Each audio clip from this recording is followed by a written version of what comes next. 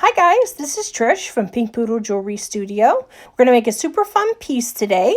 To start with, we're going to need some of this Pell Rosette, if you want to use the colors I'm using, from Jesse James Bead. It's a beautiful chain and it has enamel on it. This Peaches and Cream strand from a Jesse James Beads.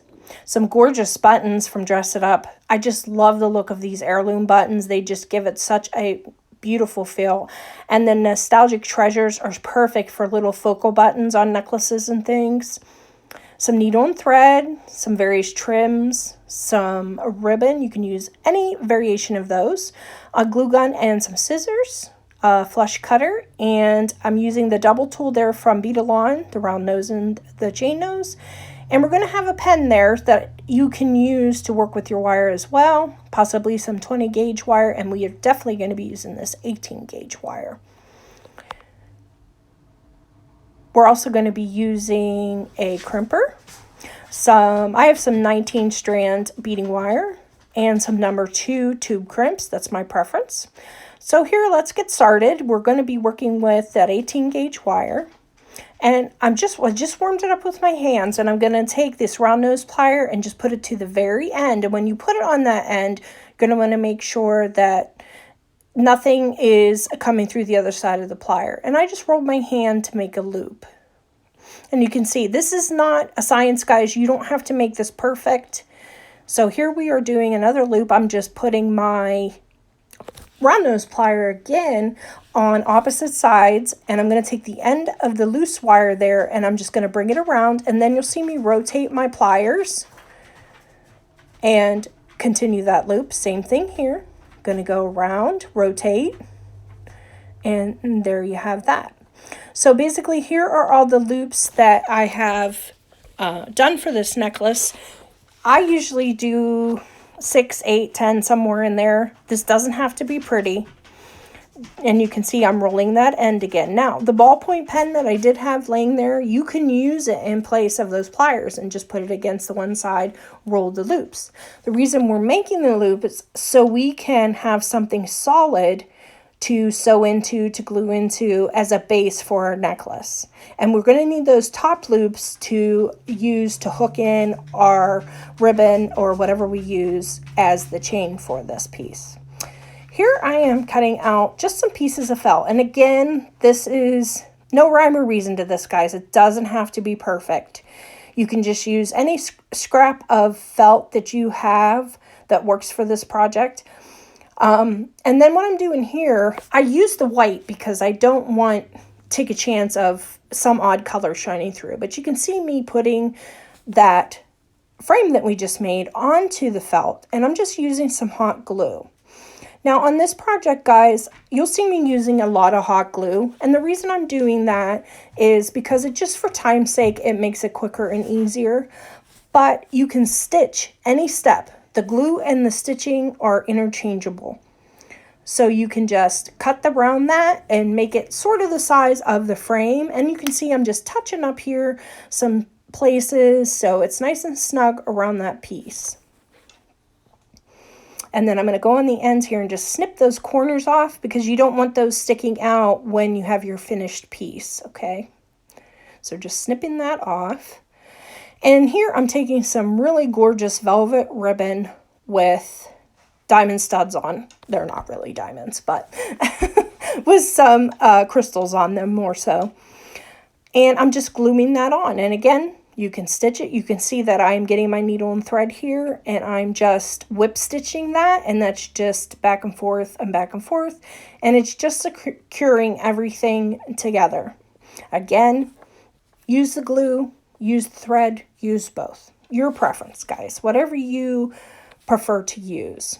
So you can see here, I'm getting some of this rose trim that I have that I absolutely adore. And you can pick any trims or any laces, anything that tickles your fancy, guys. I think I just got this at Joann's or something, but, you know, just whatever you have on hand works. All right, and we're going to be just taking our scissors after we've glued that down and just trimming around those roses. And you can see it's keeping that main shape. So now what I'm going to do is I'm going to whip stitch again. and I'm going to take the needle and thread, and I'm just going to whip stitch this lace on so it's nice and secure. And I'm whip stitching it into the rose base. You don't have to go the whole way through, but it's going to, because the rose base is stitched already, so you can just whip stitch it easily onto the rose base or glue it. Your preference, guys. But I like to see a little bit of security there. Just makes me feel a little bit more comfortable with everything. And you can pin this on, guys, if you want to pin it on before you whip stitch it. You can certainly do that.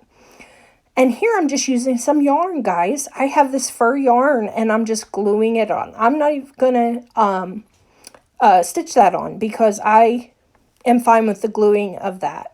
And you can see I want to finish that top, guys, so I'm going up with that same yarn along the top just to give it a really pretty look.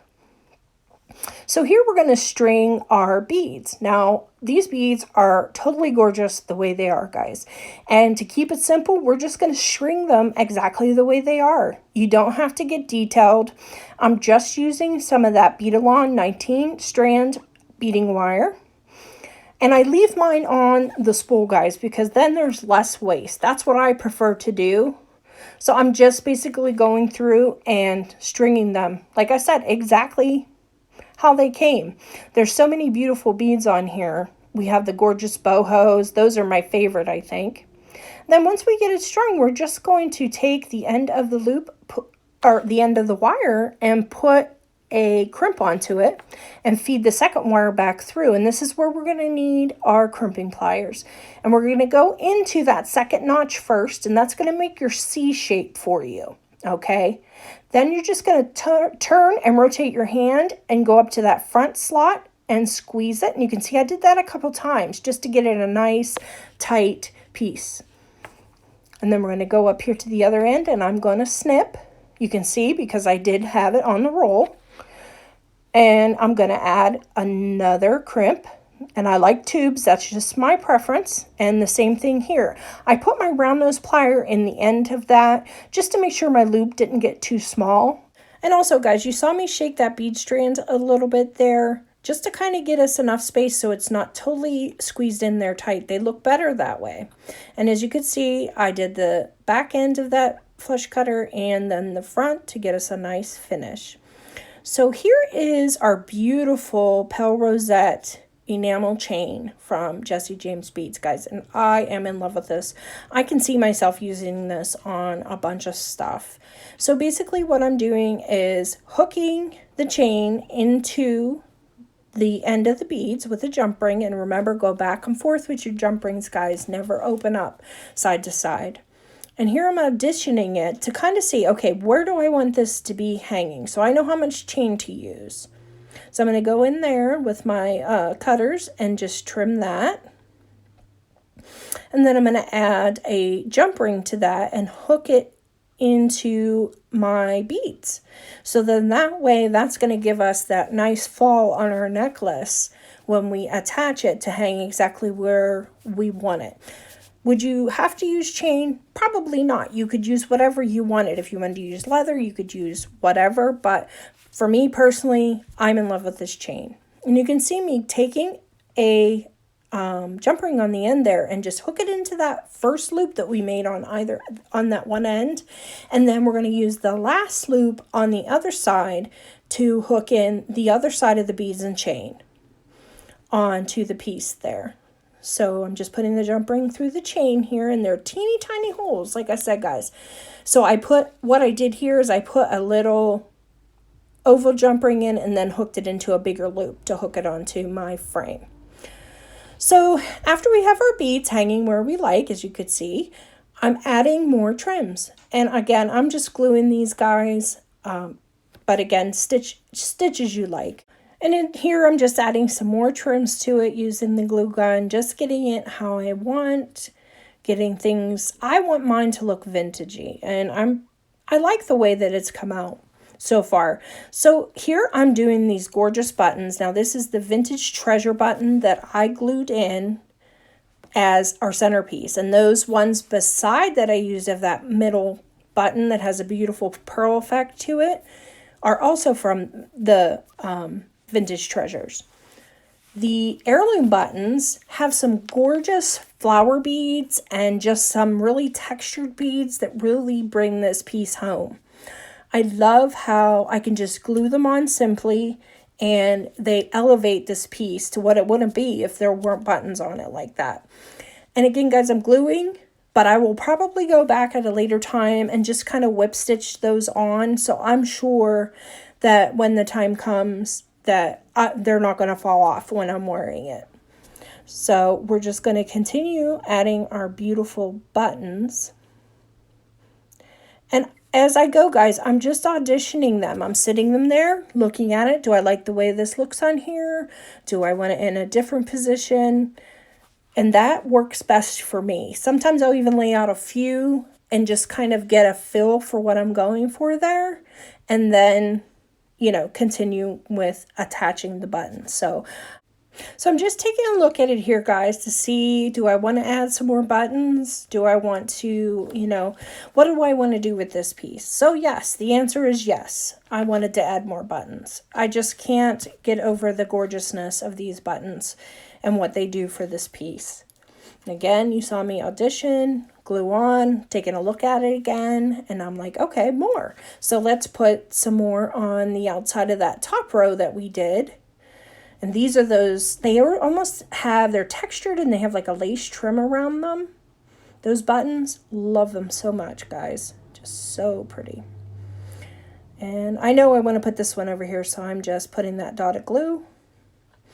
And here, guys, I'm going to show you how to attach your ribbon crimp ends. And it's as simple as putting the ribbon in, holding your ribbon crimp in your pliers, and squeezing the middle. And just give it a nice squeeze. And then we're going to go from side to side and squeeze. So I'll move over to one side, over to the other, and give it a good squeeze. And then I'm going to do a slight tug on it, guys, so you can see to make sure that that is hooked in there. You don't want your necklace falling apart. So I'm just cutting the ribbon, the length that I want it, adding that second ribbon crimp tug.